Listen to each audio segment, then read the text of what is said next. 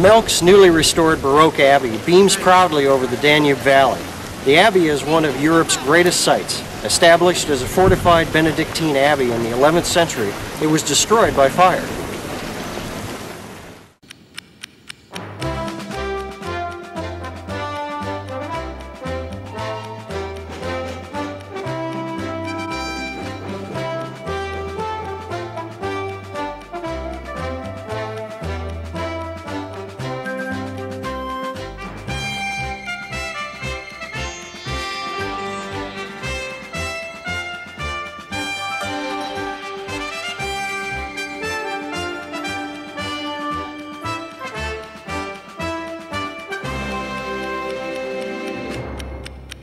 What you see today was rebuilt and redesigned in the 18th century by Baroque architect Jacob Prandtauer.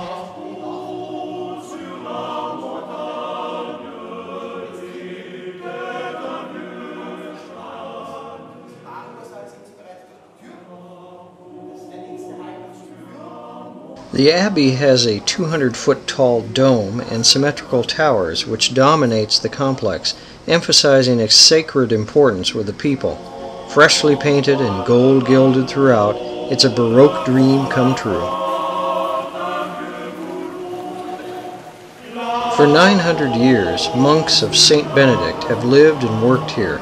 Maintaining Christianity and culture in the region was their primary task. During the Reformation, only 8 monks lived here. Napoleon made his headquarters here in 1805 and 1809. In 1938, when Hitler annexed Austria, the monastery was squeezed into one end of the complex and nearly dissolved.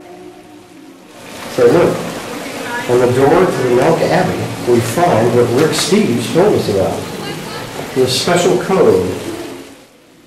In addition to being the initials of the 3 wise men, Caspar, Melchior, and Balthazar, the letters also stand for the Latin phrase Christus Mansium Benedicat. May Christ bless the house. The little crosses separating the letters remind all who enter that the house has been blessed in the year 2010.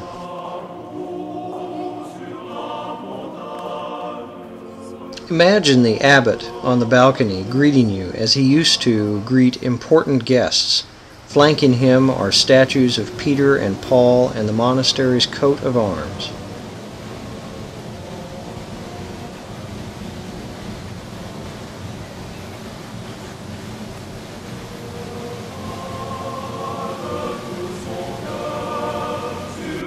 From the balcony you can enjoy dramatic views of the Danube Valley, the town of Melk, and the facade of the monastery church.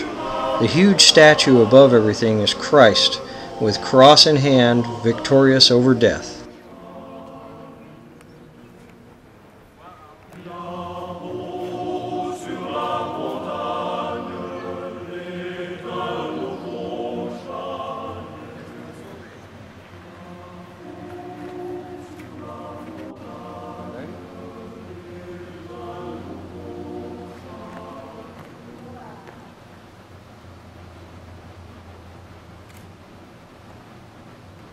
The 640-foot-long corridor, lined with paintings of Austrian royalty, is the spine of the Abbey Museum.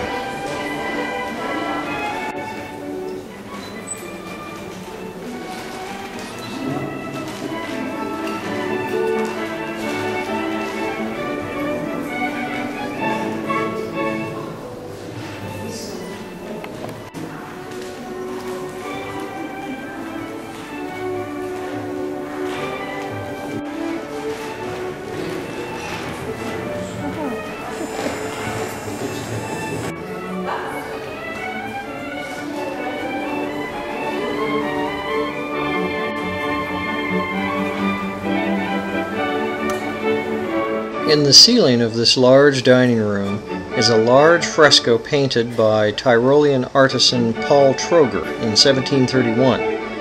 In it, the Habsburgs are portrayed as Hercules and Athena. They also are represented as angels fighting the forces of evil, darkness, and brutality.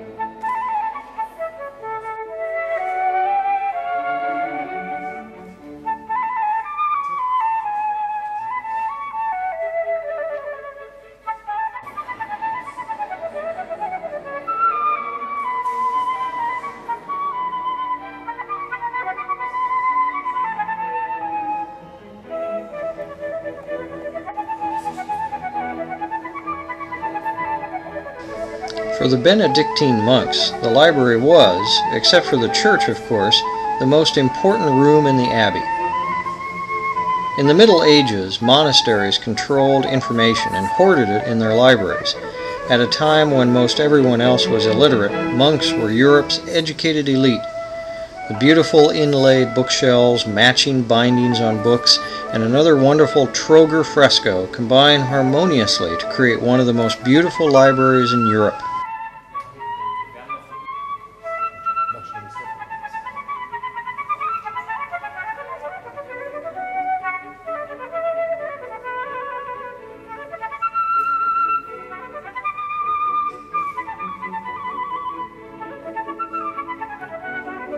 The ceiling shows a woman surrounded by the 4 cardinal virtues: wisdom, justice, fortitude, and recycling.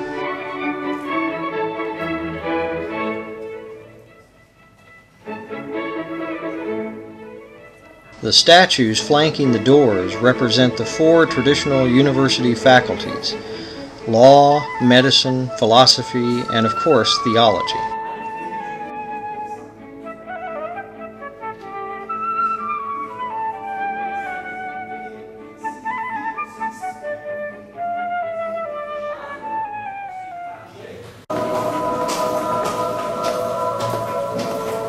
The grand finale to the Abbey is the church.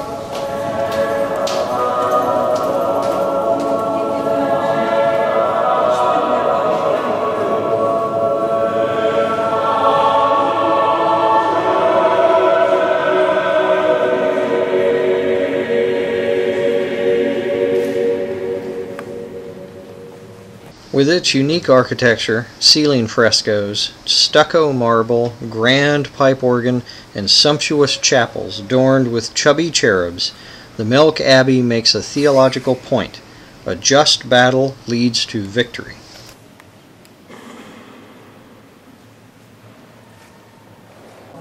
The ceiling shows Saint Benedict's triumphant entry into heaven on a fancy carpet.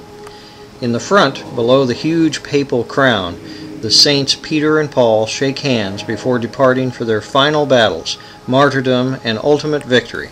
And high above, the Holy Trinity is surrounded by saints of particular importance to Melk, all happily in heaven.